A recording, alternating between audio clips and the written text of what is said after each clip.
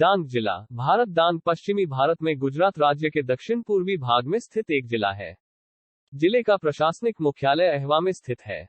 डांग का क्षेत्रफल 1764 वर्ग किमी और जनसंख्या 228,291 2011 तक है।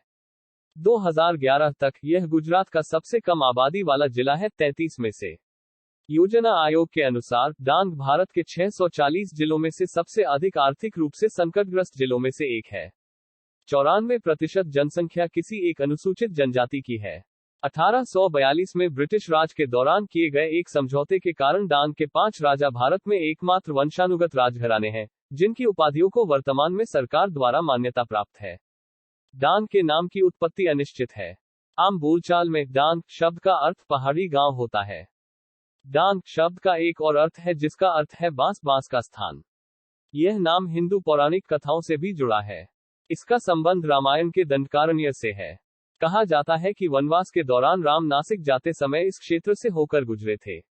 डांग के 5 रॉयल भील राजा वर्तमान में भारत में एकमात्र वंशानुगत शासक हैं। आजादी से पहले डांग के 5 आदिवासी राजाओं और ब्रिटिश राज के बीच कई युद्ध लड़े गए। डांग के इतिहास के अनुसार सबसे बड़ा युद्ध लश्करिया अंबा में हुआ था, जब डांग को ब्रिटिश शासन से बचाने के लिए 5 राज्यों के राजाओं ने एक साथ मिलकर काम किया था। अंग्रेजों को पीटा गया और समझौता करने पर सहमत हुए। डांग जिले में एक जंगल का हिस्सा है जिसमें पूर्णा वन्यजीव अभयारण्य शामिल है, जो गुजरात में डांग और तापी जिलों और महाराष्ट्र के नंदुरबार जिले और नवसारी जिले में वनसदा राष्ट्रीय उद्यान के बीच साझा है, जो साझा करता है वलसाड जिले के साथ वन का एक सतत पथ। 1991 में शूलपोनेश्वर वन्यजीव अभयारण्य में एक जंग लगी चित्तीदार बिल्ली देखी गई थी।